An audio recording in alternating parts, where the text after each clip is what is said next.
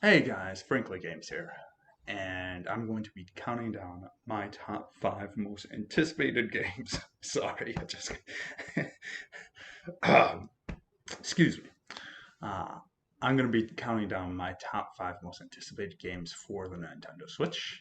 So some of these games don't have release dates, and then some of these games are kind of they kind of have release dates. So I will let you know which games do have release dates and then which games obviously don't have release dates. But without further ado, let's get into it. Starting off at number five, we have Bayonetta 3. Now, there's two main things that I want to address with this game series. First one is the hack and slash gameplay. Now, whether you're on the ground or in the air, it's always fun to mill down entire armies of angels or entire legions of demons. I especially want to talk about the boss fights, and in particular, the first boss fight in Bayonetta 2 against Gamora. Now, this boss fight really set the bar for all other boss fights, not only in Bayonetta 2, but in the Bayonetta franchise. It was amazing to be flying above a gigantic city, fighting a enormous dragon on top of a building. And I'm pretty sure it was raining in the fight. I haven't played the game in quite a while, so forgive me if that's not right. But there was something about this boss fight that really just struck home and hit a home run for me in these games. On top of all the awesome boss fights, you have a quirky, colorful cast of gangster like characters that you find yourself falling in love with. Whether that would be by accident or whether that would be because you associate yourself to these characters, who knows? But these characters help drive home the story of Bayonetta, which is the second thing that I really want to talk about here. The story of Bayonetta is a pretty complex one. Bayonetta 2 sets up the events for Bayonetta, and Bayonetta happens a few months before Bayonetta 2. So between Bayonetta and Bayonetta 2, we have this infinite loop of storytelling, which brings the question, how is Bayonetta 3 going to fit in with these two games? I'm super excited to find out how these games interact with each other, how all three games interact with each other. But sadly, we don't have a release date for the game. It does not seem to be coming out anytime soon. It was announced in 2017, I believe. Um, but we had relatively no news about Bayonetta 3. Now, the cool thing is, with Bayonetta 3, there seems to be a completely new villain that really poses a threat to Bayonetta this time. And we can see that in the trailer. In Bayonetta, Bayonetta was just milling down her enemies. However, in Bayonetta 2, she was kind of struggling with the Lumen Sage. And in Bayonetta 3, she just gets completely outclassed. Now, this to me suggests that in Bayonetta 3, this is going to be a little darker toned game. This is also going to be, at least lore wise, the strongest enemy that we faced in the series thus far. And I'm really curious again to see how they either continue the story or put an end to this amazing game series. Hopefully, it is just a continuation. I pray to God it's just a continuation, and we have Bayonetta 4, we have Bayonetta 5. But either way, I'm very excited for this when this game comes out. Hopefully, it's going to come out soon. Number 4 is Splatoon 3. Now, the trailer for Splatoon 3 came out on February 17th, 2021, and it is scheduled for release in 2022. Now, this is probably going to be the holiday season of 2022, so October, November, December.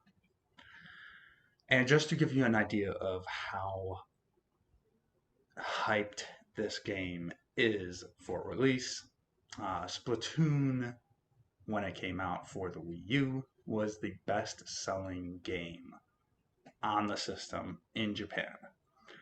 That means it beat out Legend of Zelda, it beat out Super Smash Bros., it beat out Mario, it beat out Pikmin.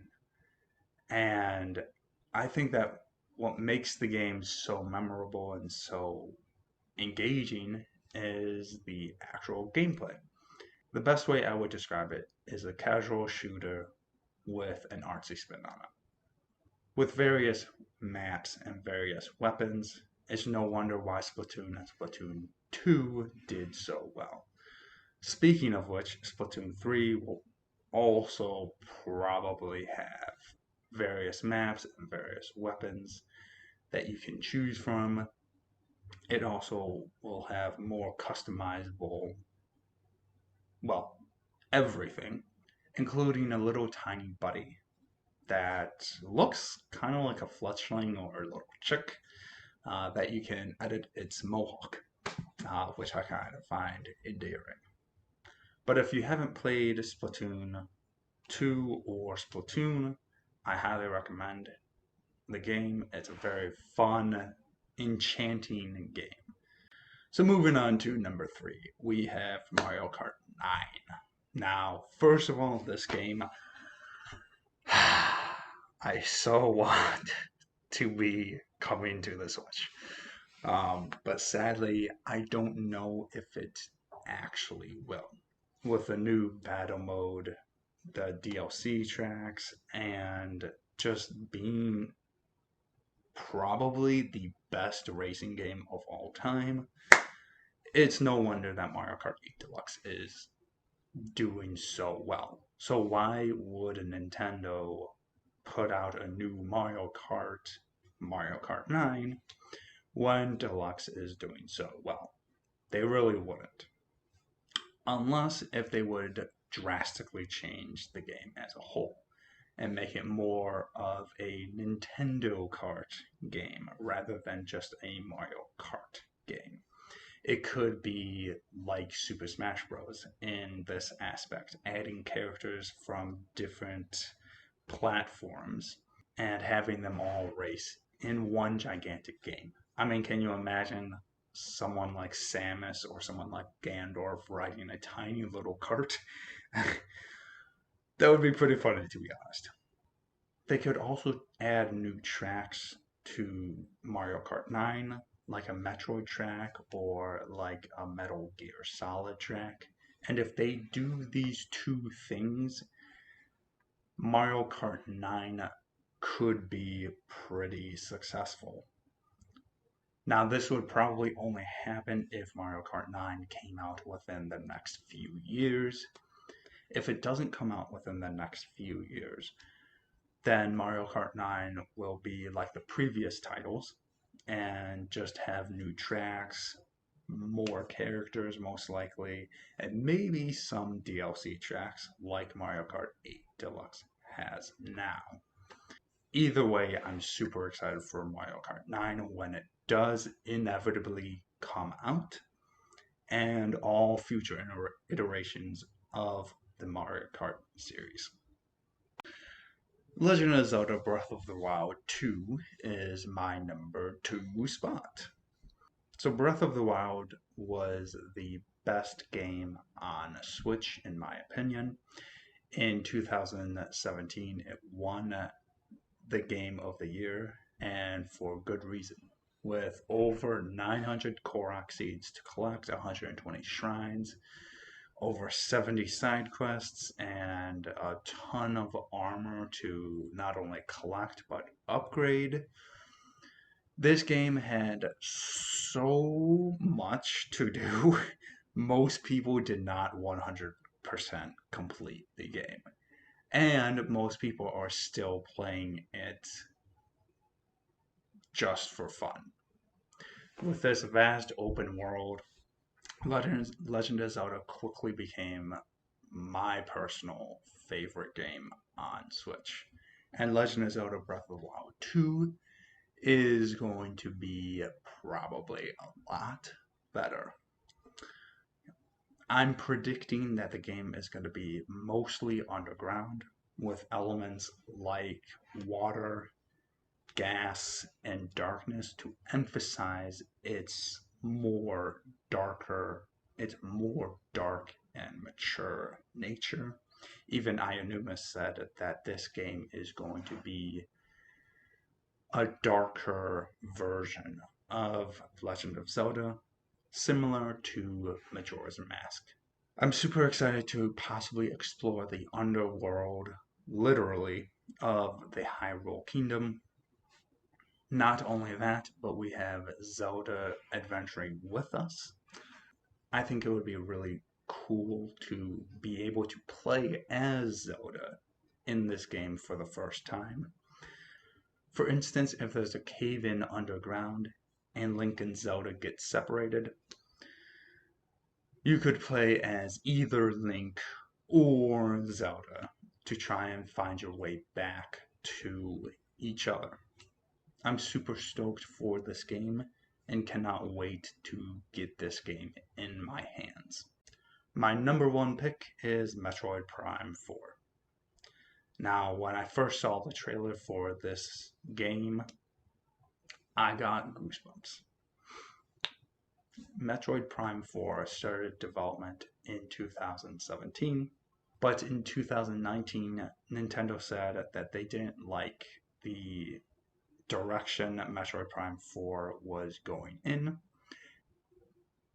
And so they had Retro Studios work on the game starting in 2019.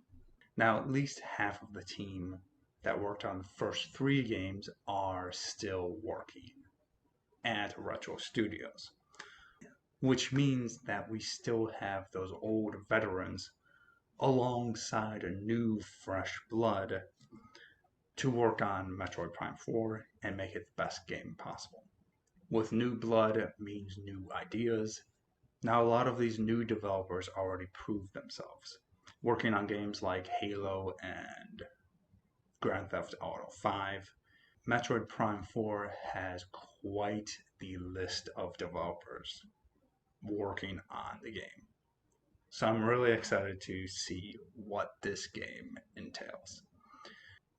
All in all, I think Metroid Prime 4 is going to be one of the best games Nintendo Switch has to offer and possibly have the best graphics the Switch can output.